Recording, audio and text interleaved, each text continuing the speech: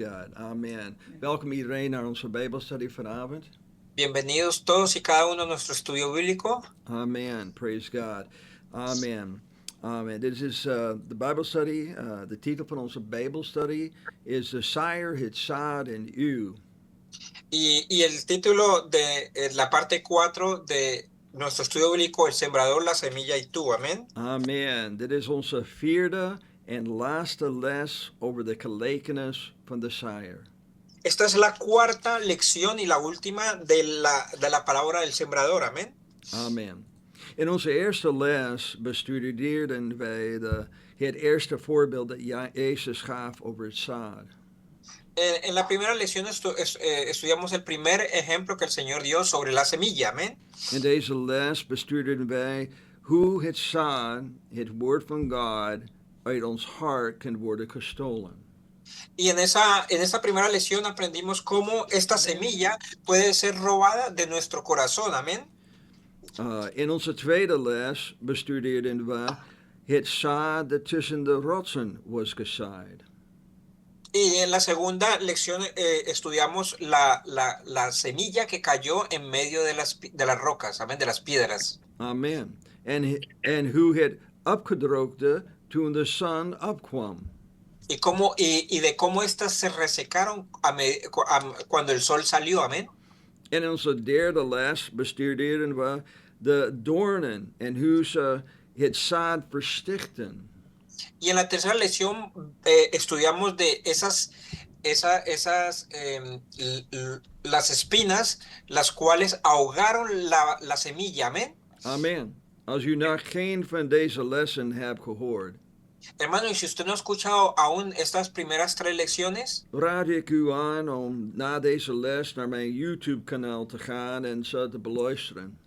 le animo a que venga al canal de YouTube del hermano y allí las escuche, amén. Amen.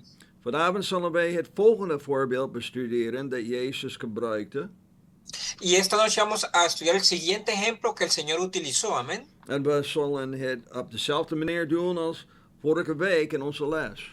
Y lo vamos a hacer de la misma manera que lo hicimos en las lecciones pasadas, amén. Wij zullen een vergelijking maken met hoe het geschreven is in de evangelie van Matthäus, Marcus en Lucas. Vamos a ver como una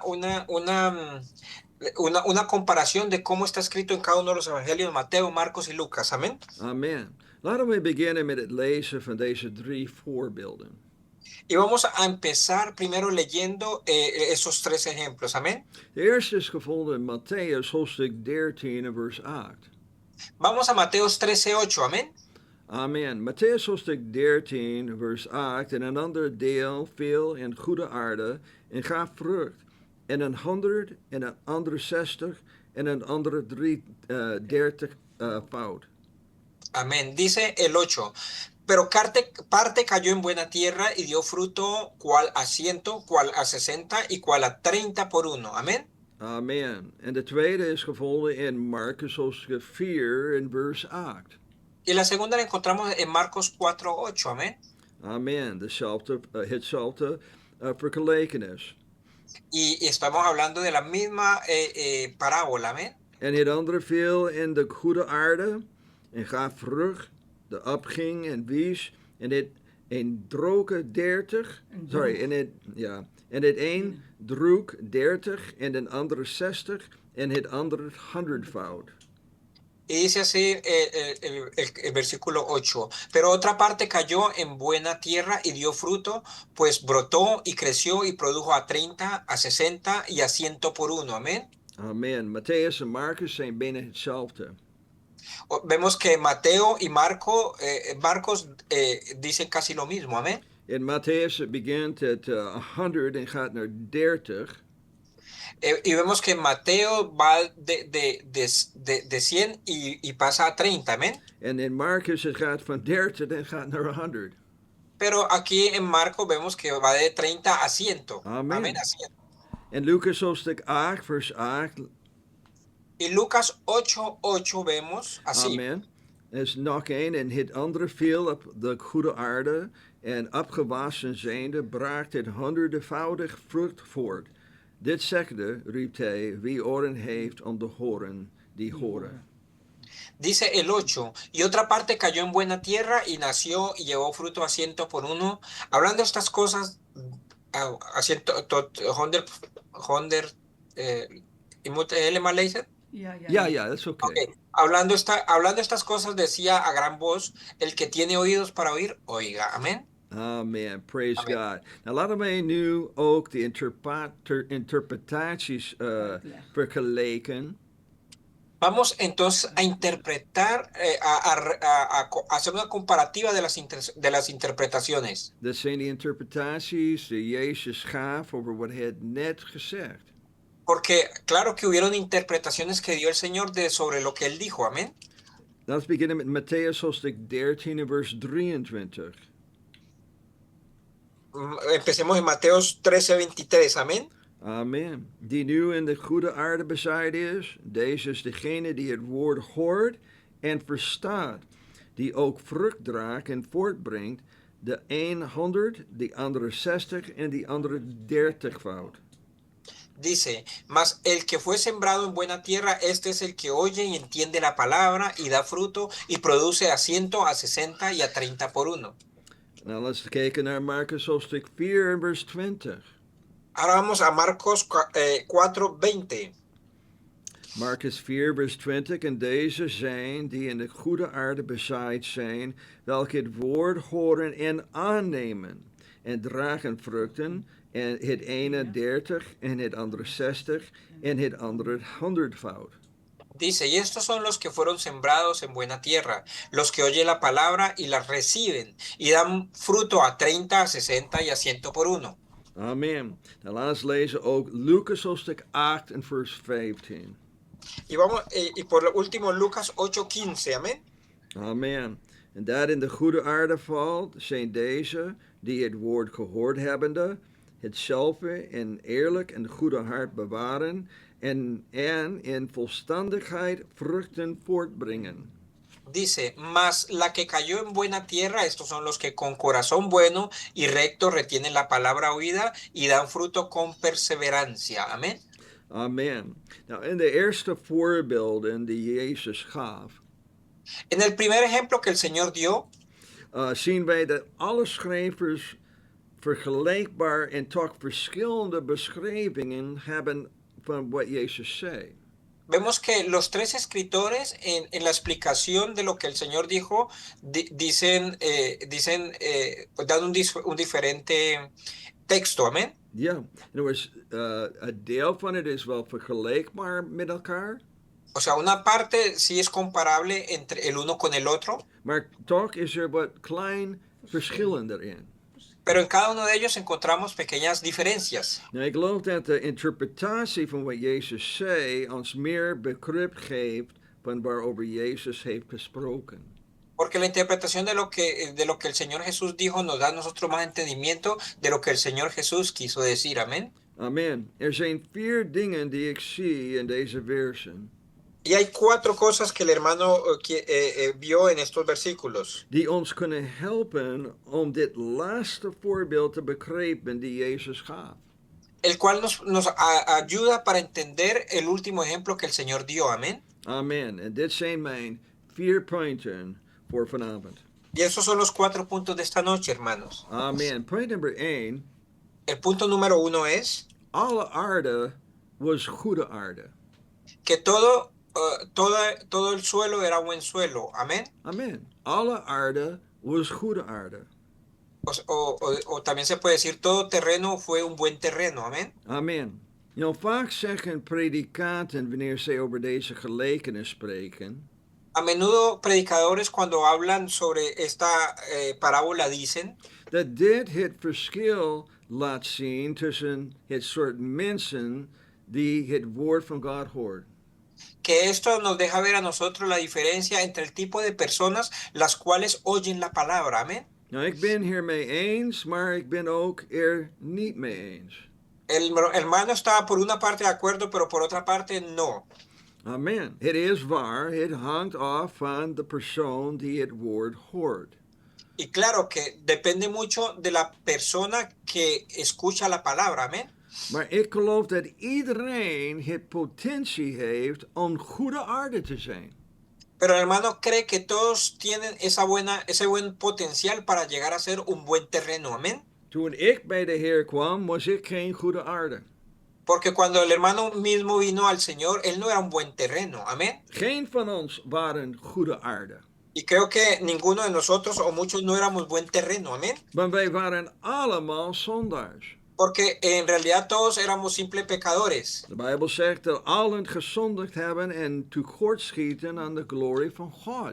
La Biblia dice, por cuanto todos pecaron, todos fueron destituidos de la gloria de Dios. Amén. Amen. Paulus schreef en zei het zo in 1 Corinthians hoofdstuk 6 vers 9 tot 11.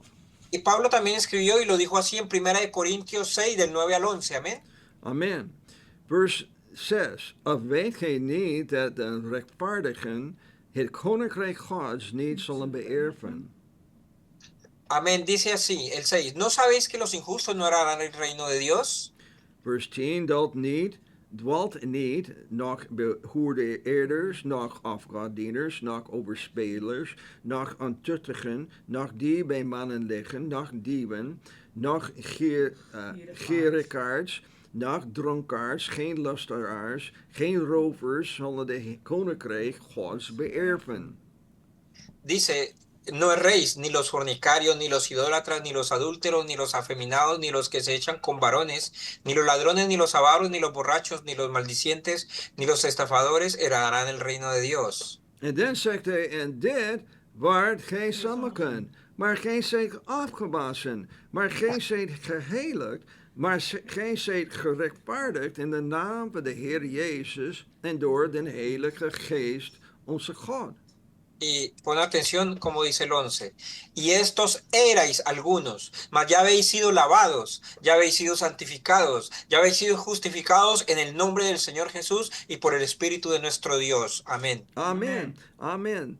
En wij waren dat, praise God. O sea, está claro que eso éramos. Amén. Amen. Maar wij zijn gewassen, praise God. Pero hemos sido lavados, gloria a Dios. Wij zijn geheiligd. Hemos sido santificados. Wij zijn gerechtvaardigd in de naam van de Heer en door de geest van God. Y justificados en el nombre de Jesús y por el Espíritu de nuestro Dios. Amén. Amen. Toen wij bij de Heer kwamen, waren wij geen goede aarde. Entonces podemos decir que cuando llegamos al Señor no éramos un buen terreno. Amén. Maar ergens in die aarde van ons hart vond het woord van God een plek om te groeien. Pero en algún momento en el terreno de nuestro corazón, la semilla llegó a encontrar un buen lugar para crecer. Amén. Amen. Ik geloof dat iedereen goede aarde in zijn hart heeft. Yo creo que todos y cada uno tenemos en nuestro corazón en algún lugar un buen terreno. Amén. Het was misschien niet veel aarde. Yo no era quizás de mucha buena tierra. Maar het is een plek waar het woord van God kan groeien. Pero hubo un lugar en donde la palabra de Dios pudo crecer. Amén. Het kan betekenen dat wij de vogels moeten wegjagen die proberen te stelen wat God heeft geplant. Wat moeten we jagen? De vogel.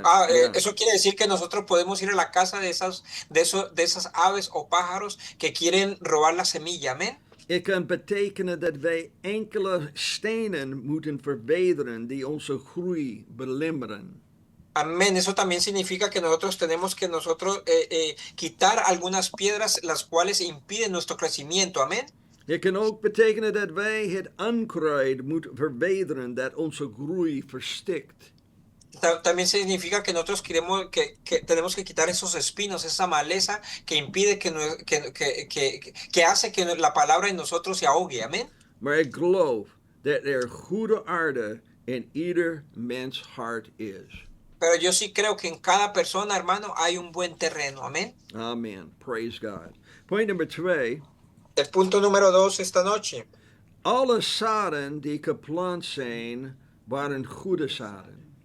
Todas las semillas que se plantaron, toda semilla era buena semilla. Amén. Amen. Alle aarde was good aarde. O sea, todo terreno era buen terreno, En alle zaden die geplant zijn, waren goed zaden. pero todas las semillas que se plantaron sí que era buena semilla. Amen, praise Amén. God. Amén. Alle zaad die wordt geplant, waren goed zaden. Todas las semillas que se plantaron fueron buenas semillas. Amén. Het hele woord van God is goed. Entonces, toda la palabra de Dios es buena, hermanos. Amen. De Bijbel zegt in 2 Timotheus, hoofdstuk 3 en vers 16. La Biblia dice en 2 de Timoteos 3, 16, 17. Alle de schrift is van God ingegeven en is nuttig tot lering, tot wederlegging, tot verbetering, tot onderwijzing, die in het rechtvaardigheid is, opdat de mens Gods volmaakt zij, tot alle goed werk volmachtelijk toegerust. Dice, toda la escritura es inspirada por Dios y útil para enseñar, para redarguir, para corregir, para instruir en justicia, al fin de que el hombre de Dios sea perfecto, enteramente preparado para toda buena obra. Amén. Amen. Het staat hier alle schrift. Dice, toda la escritura, amén. Niet alleen het deel ervan. No solamente una parte de ella, no. Alle schrift is nuttig. Dice, toda la escritura es inspirada o útil. Amen. Laat mij dat voor u vertalen. Déjame traducirlo para ti. Het hele woord van God is goed. Het hele woord van God is goed. Dicho así, toda la palabra de Dios es buena. Amen. Alle schrift is nuttig. Toda la escritura es útil. Zie, er zijn mensen die niet geloven dat al het woord van God is good.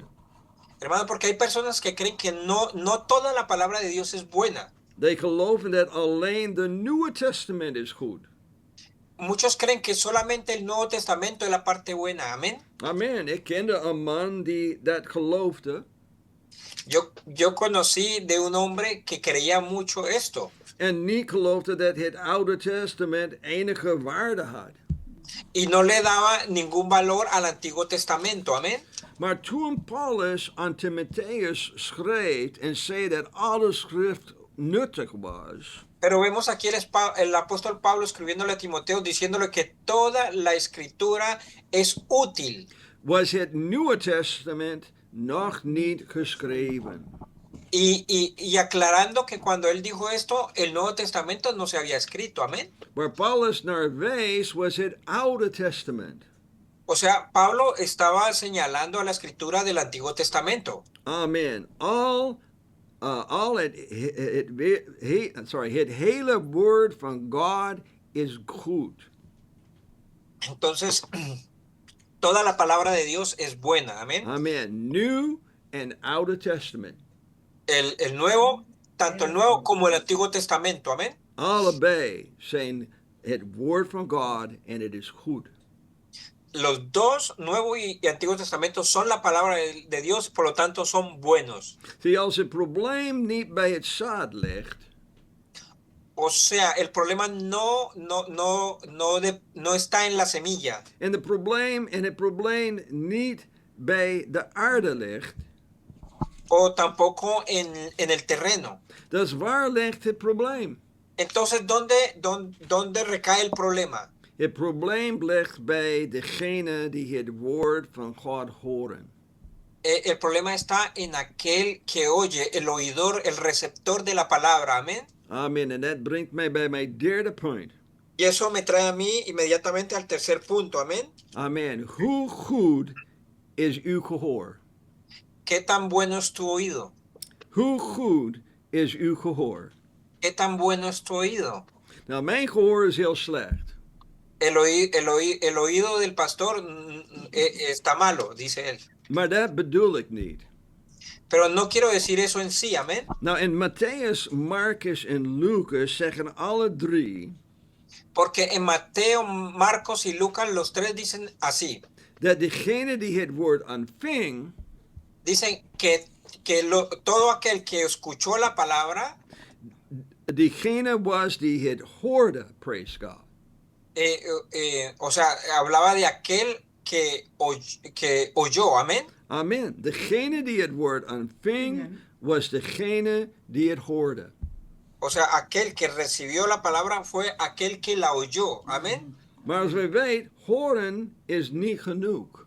Pero hermano, sabemos nosotros que el oír no es suficiente. Zie, hier leren wij meer over het belang van het horen van het woord van God. Aquí aprendemos nosotros mucho más de la importancia del escuchar la palabra de Dios. Amén. Zie, in het boek Matthäus staat, Porque en el libro de Mateo está así. hij die het woord hoort en verstaat of begrijpt. Dice que aquel que oye la palabra y la entiende, amén, da fruto. Dat would be Matthäus hoofdstuk 13 Ja, hier heb ik het. Está en Mateo 13, en in vers 23. 23, amén. Amen. Praise God. Amen. Weer. Hij die het woord hoort En en verstaat. Dice el que oye y entiende la palabra, amén. Amen. Verstaat ook betekent begrijpt. O sea, sí, esa palabra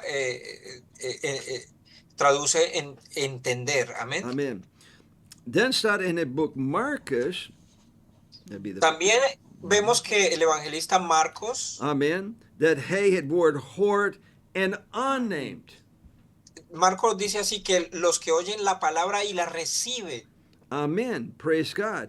Of, je kunt ook zeggen in Nederlands ontvangen. O sea, recibir los que la reciben, sí, amén. En Amen. tenslotte staat het in het boek Lucas, Y también vemos en Lucas 8:15, amén. die het woord gehoord hebbende, hetzelfde in een eerlijk en goede hart bewaren. Dice que los que de corazón bueno recto retienen la palabra oída, amén. Amen. Praise God. Nou, een beetje beneden schatje. ja. Oké. Eerlijk en zuiver. Hier. Nee. Hier.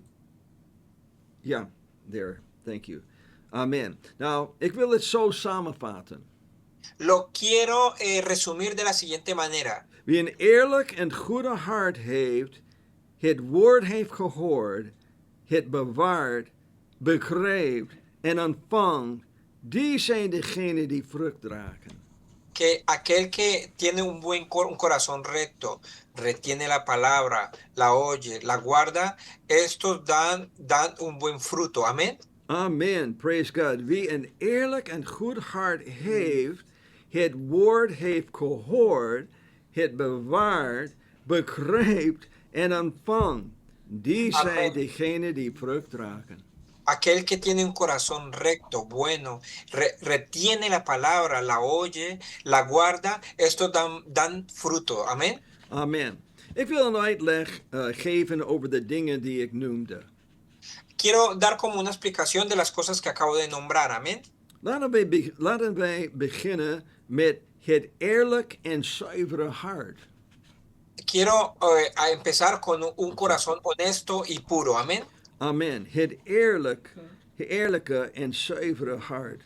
Quisiera empezar con el corazón honesto y puro. Amén. Amen. Zie, dat vertelt mij waarom de aarde waarin het woord van God wordt geplant goede aarde is. Esto me habla a mí de que el terreno en donde la palabra fue depositada fue un buen terreno. Amén. Amen. Het is een eerlijk en schone hart. Porque estamos hablando de un corazón honesto, un corazón limpio. Amén. Amen. Dat is de enige plek waar het woord van God kan groeien. Es el único lugar, hermano, en donde la palabra de Dios puede dar crecimiento. Amen. Het woord van God kan alleen groeien als wij eerlijk zijn over onszelf. Hermano, la palabra de Dios puede crecer solamente si nosotros somos honestos con nosotros mismos. Amén. Amen. Het is ook de enige manier waarop u een schone hart kunt krijgen. Hermano, es la única manera como tú puedes recibir también un corazón limpio. Amén. Zie, u kunt geen schone hart hebben als u niet eerlijk bent over uzelf. Hermano, es que no puedes tener un corazón limpio si tú no eres honesto sobre o contigo mismo. Amén. Luister naar wat er staat in Jacobus hoofdstuk 4 vers 8. Miremos lo que está en Santiago 4:8. Amén. Amen. Jacobus hoofdstuk 4 vers 8 zegt, nacht tot God en hij zal tot u naken. Reinigt de handen, gij zonders, en zuivert de harten, gij dubbelhartigen. Amén. Dice así, acercaos a Dios y Él se acercará a vosotros. Pecadores, limpiad las manos y vosotros los de doble ánimo, purificad vuestros corazones. Amén.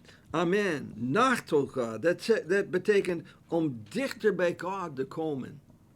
Aquí está diciendo que nos acerquemos a Dios. Amén. Amen. De enige manier waarop wij dicht bij God kunnen komen, Y la única manera que nosotros podemos acercarnos a Dios is als wij eerlijk zijn over onszelf. es como dije, que si nosotros somos honestos sobre nosotros mismos. Amén. Je kunt niet veranderen wat je niet toegeeft. Hermanos, que tú nunca vas a poder cambiar hasta que no lo aceptes. Amén. No lo confieses, no lo aceptes. Amen. Luister, verandering is niet altijd makkelijk. Hermano, les digo, hacer cambios no siempre es fácil. Amén. Maar het begint altijd met het erkennen dat wij moeten veranderen. Amen. Pero empieza siempre, hermano, con el reconocimiento de que necesitamos hacer cambios. Amén. Amen. Nou, nu wil ik het hebben over degene die het horen en het bewaren. Ahorita quiero hablar sobre aquellos que la escucharon y la conservan. Amén. La palabra. Amen. Wij moeten het horen en het bewaren, praise God. Porque tenemos que oírla, pero también guardarla, hermanos. Amén. Wij moeten het bewaren wanneer de vogels het komen stelen. Tenemos que guardarla o conservarla, porque si no vienen las aves y la roban. Amén. Zie, als de duivel het uit je hart probeert te stelen, moet u het vasthouden. Hermano, porque si el mismo diablo intenta robarla de tu corazón, tú debes de agarrarla, amén, tomarla. Zie, dat is het eerst wat de duivel zal proberen te doen.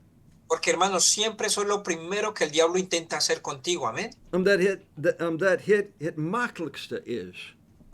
Porque esa es la vía más fácil, amén. Zie, als de duivel het woord van God uit uw hart kan stelen, Porque si el diablo, hermano, puede robar la palabra de Dios de tu corazón, is geen kans dat het groeit en zijn werk is klaar. hermano, porque entonces la semilla no tiene ninguna oportunidad de crecer y su trabajo entonces está por terminado allí, amén. Als de duivel kan wel het van je hart weghalen, Si el diablo logra sacar la palabra de tu corazón, dan zal het geen kans krijgen om te stelen, om te groeien. oye, entonces no va a tener la más mínima oportunidad de la palabra de crecer, hermanos. Amen. Nou, de volgende waar ik het over wil hebben, Y lo siguiente de lo que yo quiero tratar es, zijn degenen die het horen en aannemen. es de quienes la escuchan y la aceptan o la reciben, amén. Amen. Degenen die het horen en aannemen of ontvangen. Quienes la escuchan y la aceptan y la reciben, amén. Wij moeten de voeding aanvangen die het woord van God geeft. Hermanos, nosotros tenemos que recibir ese alimento que tiene la palabra de Dios, amén. De enige manier om dat te doen is als u wortels hebt die diep genoeg zijn. Y la única manera de lograrlo, hermanos, si tú tienes raíces las cuales están ramificadas profundamente, amén. Amen. Maar dat gebeurt niet als er te veel stenen in de tuin van uw hart liggen. No, sorry, brother. Maar dat gebeurt niet als er Ah. te veel stenen in de Amen. tuin van uw hart liggen. Pero eso no va a pasar, hermanos, si en el corazón tuyo hay demasiada piedra, demasiada roca. Amén. Nou, waar komen de stenen vandaan? Pero ¿de dónde vienen esas piedras, esas rocas? Amén. ¿De dónde? Nou, ik had vroeger een tuin El hermano antes tuvo jardín en elke jaar had ik een probleem met stenen. y cada año tenía el mismo problema con las benditas piedras. Elke jaar moest ik mijn tuin schoonmaken van stenen. Cada año le tocaba al hermano limpiar el jardín de aquellas piedras. Ik heb mij altijd afgevraagd waar de stenen vandaan kwamen. El hermano siempre se preguntaba, pero ¿de dónde aparecen estas piedras? Ik heb hem allemaal schoongemaakt de jaar daarvoor. Porque decía, el año pasado yo las limpié. Zo waar komen de stenen vandaan? Entonces, Verdad. ¿de dónde aparecen de nuevo? Zie, de stenen waren altijd. Pero el hecho es que las piedras siempre estaban allí, amén, Amen. In de tuin, hè? Amen. In de tuin. en el jardín. Zie, ik moest ze elke jaar verbeteren. Y el hermano le tocaba cada año limpiar eso, Wat ik, quitarlas. wat ik ontdekte was Lo que el hermano descubrió fue dat het een natuurlijke proces is dat wordt veroorzaakt door tijd en weer. Weer. de que había un proceso natural que se daba por tanto el tiempo como el clima, amén. Amen. De stenen waren daar Y las piedras se encontraban allí omdat het kwam door een natuurlijke proces dat wordt veroorzaakt door tijd en weer. como resultado de un proceso natural combinado entre el tiempo y el clima, amén. Zie, wat ik u probeer te vertellen is Lo que yo les intento decir a ustedes, hermanos, es dat wij allemaal stenen in ons leven hebben. de que nosotros cada uno tenemos piedras en nuestras vidas, amén. They worden na verloop van tijd geopenbaard. Y que con el paso del tiempo ellas se manifiestan, amén. Zie, het is een natuurlijke proces dat plaatsvindt in uw geestelijk leven. Y ese es un proceso natural que se lleva a cabo en su vida espiritual, hermano. Terwijl u groeit en door de stormen van uw leven gaat. Mientras mientras vas creciendo y vienen las tormentas de la vida a ti, Het is een natuurlijke proces dat wordt veroorzaakt door tijd en weer. allí vemos ese proceso natural que se da en tu vida por el clima y el tiempo, amén. Zie, de vraag is, zal u de tijd nemen om ze te verbeteren? La pregunta es si tú vas a sacar el tiempo para quitarlas, amén. Amen, praise God. Uiteindelijk is dit het laatste die ik wil bespreken, is degene die het woord horen en verstaan. Y lo último de lo que quería hablar sobre este tema es de aquellos que escuchan y entienden la palabra, amén. Amen, degene die het woord horen en verstaan. Aquellos que oyen la palabra, que escuchan la palabra y la entienden. Begrip is belangrijk voor je geestelijke groei. El entender, hermano, es muy importante para su crecimiento espiritual. Het enige wat u begrip kan... het enige wat u begreep...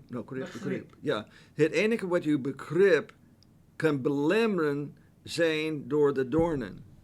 De doorn. Y lo único que puede digamos, como estropear tu entendimiento, estoy hablando de las espinas, amén. Laat me het zo zeggen. Het enige wat u verstaan kan belemmeren zijn door de doornen. O sea, lo único que puede estropear ese entendimiento que necesitas son las espinas, amén. Amen. De doornen van de zorgen en rijkdommen en genoegens van dit leven. Estoy hablando de las espinas, de las preocupaciones, por las riquezas y las cargas de la vida, amén. Amen. Zie, luister, de duivel kan uw begrip niet stelen. Porque, hermano, les digo una cosa, el diablo no puede robar tu entendimiento De dingen die u al weet over de woord van God. o aquellas cosas que tú sabes sobre la palabra de Dios, De dingen die u al verstaan. las cosas que tú ya entiendes. Zie, de duivel kan dat niet stelen. Esas cosas el diablo ya no te las puede quitar, hermanos. En hij kan uw begrip niet laten afdrogen. Y no puede, digamos, estropear tu entendimiento, amén. Maar wat hij kan wel doen, Pero lo que sí que puede hacer es het laten verstikken met de zorgen van dit leven. dejar que se ahoguen con las preocupaciones de la vida diaria, amén. Zie, het kan de duivel niet schelen of u het begreep. Hermano, en realidad al diablo ni siquiera le interesa si tú entiendes. Het maakt niet uit voor de duivel als je begreep het woord van God. Al diablo no le importa si tú entiendes la palabra de Dios o no. Hij wil alleen dat u geen vrucht draagt. A él lo que le preocupa es que tú no llegues a dar fruto. Amén. Ga je gang, zegt de duivel. El diablo te dice, dale, Groei zoveel als je wil. crece cuanto quieras, Maar draag gewoon geen vruchten. pero cuidado con llegar a dar fruto. Er zijn andere dingen waarvoor je moet zorgen. Hay algunas otras cosas por las cuales tú te tienes que preocupar, En zo wordt onze geestelijke leven versticht. porque así podría nuestra vida espiritual ser ahogada. Amén. Amen. Praise God. Dat brengt mij bij mijn laatste point voor vanavond. Esto me lleva a mí al cuarto y último punto de esta noche. Point number 4. Waar is uw vrucht? El punto 4 es ¿dónde está tu fruto? Waar is uw vrucht? ¿Dónde está tu fruto? Hoeveel van jullie weten dat Jezus een vruchtinspecteur is? ¿Cuántos de vosotros sabéis que el Señor Jesús es un inspector de frutos? Amen. Ja, dat is hij. Eso es Él. Ja, hij kijkt of wij vrucht dragen. Él siempre está mirando si nosotros llevamos fruto. Amén. Jezus zei in Johannes hoofdstuk 15, vers Señor 1 en 2. Sorry. El Señor dijo en Juan 15, 1 y 2. Johannes hoofdstuk 15, vers 1 en 2. Ik ben de ware wijnstuk en mijn vader is de landman. Alle rank die in mij geen vrucht draagt, die neemt hij weg. En al wie vrucht draagt, die reinigt hij, omdat zij meer vrucht dragen. Amén. Dice así, yo soy la vid verdadera y mi padre es el labrador. Todo pámpano que en mí no lleva fruto, lo quitará. Y todo aquel que lleva fruto, lo limpiará para que lleve más fruto. Amén. Amen. Jezus verwacht dat wij vruchten zullen dragen. Entonces, hermano, la expectativa del Señor Jesús es que tú lleves fruto. Amén. Hij verwacht dat wij geestelijk zullen groeien. Praise Él God. espera de nosotros que crezcamos espiritualmente. Amén. You know, de Bijbel vertelt ons in Galaten hoofdstuk 5, vers 22 en 23. La Biblia también nos afirma a nosotros en Gálatas 5, 22 y 23. Galaten hoofdstuk 5, vers 22 en 23. Maar de vrucht des geestes is liefde, blijdschap, vrede, langmoedigheid, goedertierenheid, goedheid, geloof, zachtmoedigheid, machtigheid. Vers 23, tegen de zodanige is de wet niet. Dice así, mas el fruto del Espíritu es amor, gozo, paz, paciencia, benignidad, bondad, fe. 23, mansedumbre, templanza. Contra tales cosas no hay ley. Amen. Om te begrijpen wat er hier gezegd wordt, Para poder entender, hermano, lo que aquí se dice, is het eerst wat wij moeten begrijpen, is het woord vrucht. entonces lo primero que tenemos que entender de allí es la palabra fruto. Nou, vaak denken mensen bij het lezen van dit vers, A menudo las personas piensan que cuando se lee este versículo, wij denken aan een soort vrucht zoals appels of druiven. que nosotros llevaremos algún fruto, como hablar de manzanas o uvas, Amen. Appels en druiven zijn vruchten. porque manzanas o uvas son frutas. Amen. Maar dat is niet wat het woord vrucht hier betekent. Pero eso no es lo que la palabra fruto significa aquí. Het woord vrucht betekent wat het produceert. Porque la palabra fruta significa lo que se produce. Amén. Amen. Het is zoals wanneer u zegt de vrucht van de aarde. Es como cuando tú dices el fruto de la tierra. Dat betekent wat de aarde produceert. Entonces tú estás hablando de lo que la tierra misma produce. Amén. Zie, op dezelfde manier moeten wij dit vers lezen. De esa misma manera nosotros debemos de interpretar este versículo. Amén. Kijk eens naar vers Galaten hoofdstuk 5, vers 22. Volvamos a Gálatas 5:22. Amén. Laten wij het zo lezen. Vamos a volverlo a leer. Maar wat de geest produceert is liefde en vreugde. Dice, lo leemos así, pero lo que el Espíritu produce es amor y alegría. En al die andere dingen die wij net hebben gelezen. Y todas el resto de cosas que que leímos allí, que produce, amén. Amen, praise God. Zie, als u de Heilige Geest hebt, Entonces, hermanos, si tú tienes el Espíritu Santo, dan deze zijn de dingen die wij moeten zien in je leven. esas son las cosas, hermanos, que debemos de ver en tu vida. Zie, de Heilige Geest moet het produceren in je leven. Eso, o sea, estamos hablando de que el Espíritu Santo debe de producir en tu vida, amén. Maar de vrucht zal nooit groeien als het woord van God uit je hart wordt gestolen. Pero hermano, el fruto nunca va a crecer, hermano, si la palabra de Dios es robada de tu corazón, amén. Het zal nooit vrucht dragen als u geen wortels hebt, zodat het de voeding kan ontvangen die het nodig heeft. Nunca va a dar nunca va a crecer o dar frutos porque no van a tener esas raíces suficientemente profundas para tomar lo que necesita para el crecimiento, amén. En het zal nooit vrucht dragen als het voortdurend wordt verstikt door de zorgen van dit leven. Y tampoco va a nunca dar frutos si a menudo es ahogada por las preocupaciones de la vida. Broers en zusters, als wij vruchtbaar willen zijn, Hermanos y hermanas, si queremos nosotros ser fructíferos, betekent het dat wij moeten tuineren. eso significa que debemos de trabajar en el jardín, amén. Amen. Wij moeten in onze tuin werken. Debemos de trabajar en nuestros jardines, amén. Dat betekent dat wij dagelijks tijd moeten nemen om de tuin van ons hart te werken. In de tuin van ons hart te werken. Eso significa que nosotros tenemos que sacar todos los días tiempo para trabajar en el jardín de nuestro corazón, amén. Amen. Ik wil een vruchtbaar christen zijn. Yo quiero ser un cristiano fructífero, amén. Ik wil dat de vrucht van de geest zichtbaar is in mijn leven. Yo quiero que el fruto del Espíritu sea evidente en mi vida. Amen. Wilt u dat ook?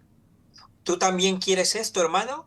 Als u dat wilt, Y si tú quieres esto, dan moet u meer doen dan alleen het woord van God horen. debes entonces hacer más que solamente sentarte a escuchar la palabra de Dios. U moet eerst een eerlijk en schone hart hebben. Primero, tener un corazón honesto y limpio, amén. Daarna moet u behouden, bewaren wat u hebt gehoord. Después de ello, debes de guardar y atesorar aquello que tú has escuchado, amén. En niet toestaan dat de duivel het van u wegneemt. Y no permitir que el diablo lo robe de ti, amén. En niet alleen dat, maar u moet ontvangen wat u hebt gehoord. No solamente esto, sino que tienes que recibir aquello que has escuchado. U moet tijd nemen om geworteld en gegrond te zijn in het woord van God. Debes de sacar tiempo para arraigarte y estar compenetrado con esa palabra de Dios, amén. Zodat u de voeding kunt ontvangen die u nodig hebt. Para que de esa manera, hermano, puedas recibir esos nutrientes que necesitas, amén. En tot slot moet u meer begrip krijgen. Y para cerrar, debes de tener un buen entendimiento, amén. En wanneer u begrip hebt, Porque cuando tienes ese entendimiento, wordt niet verstikt door het bezorgen van dit leven. la palabra no se va a ahogar, la semilla no se va a ahogar por las preocupaciones de la vida, amén. Amen. Als Jezus vanavond uw vrucht zou controleren, Hermanos, si el Señor Jesús controlase hoy vuestros frutos, wat zal Jezus dan vinden? ¿qué pensaría el Señor? Zal hij liefde en vreugde vinden? ¿Habrá él de encontrar amor y alegría? Zal hij geduld en vriendelijkheid vinden? ¿Habrá de encontrar paz y paciencia? Zal hij goedheid en geloof vinden? ¿Será que encontraría benignidad y bondad y fe? Zal hij zachtmoedigheid en zelfbeheersing vinden? ¿Encontraría él mansedumbre y templanza? Broers en zusters, wat zal Jezus vinden? Hermano, ¿qué hallaría el Señor en ti? Laten wij bidden. Praise God. Vamos a orar. Amén. Amen. Praise God. Hallelujah. Halleluja. Halleluja. Heer Jezus, ik dank u en prijs voor deze Bijbelstudie vanavond. Nos damos las gracias, Señor, Halleluja. por esta Heer, noche, por la palabra que tú has dado, Señor Jesús. halleluja. Help mij, Heer Jezus. Por favor, Halleluja. ayúdanos, Señor Jesús. Help mij met de Hay muchas tuin in mijn cosas leven. a tener en Halleluja. cuenta, Señor Jesús. Oh God, haal de De dingen la weg. palabra, Halleluja. Het atesorarla, hindert mij om cuidarla, u te Señor dienen. Jesús. Oh, Señor, Halleluja. Help ponerla mij en om uw práctica, no solo woord van escucharla, God te sino bewaren entenderla, in mijn Señor Jesús. leven. Guardarla en nuestro corazón, Señor Help Jesús. mij, Heer Jezus. Ayúdanos a Halleluja. ser fructíferos, Señor Oh Jesús. God, help ons Oh, allemaal Señor, vanavond, Heer Jezus. Señor, que cuando tú nos mires, Señor, vea fruto en nuestras vidas espirituales. Halleluja. Help ons om de vrucht van de Ayúdanos, geest te hebben, Heer Jezus. oh, Señor Halleluja. Jesús. Gracias porque Halleluja. Laat ons vruchtbaar zijn, no, Heer a Jezus. veces mirarnos en el espejo espiritual, Señor Jesús. Halleluja. Dank u, Como Heer lo, Jezus, como voor lo dit hemos hecho Bijbelstudie hoy, dat we hebben gehoord. Halleluja. hay siempre cosas que Dank u, mejorar, Heer. Señor. Hay que Halleluja. limpiar ese jardín, Señor. Hay que recoger las Spreek tot piedras, ons allemaal, cortar la Heer. maleza, Señor Jesús. Spreek tot ons, Heer. Para que Halleluja. esa palabra, Señor, crezca, Halleluja. dé fruto Halleluja. Controleer al onze vrucht 30, al vanavond, Heer 60 y al Jezus. 100 por uno, Señor Jesús.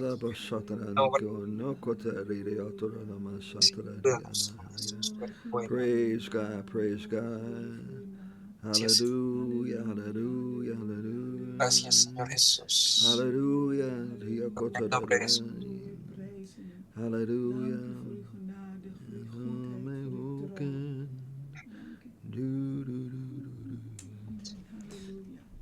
Hallelujah. Yeah. Jesús, You sube bent here. ven mayande iangesi rohir nikunan rake Jesús sube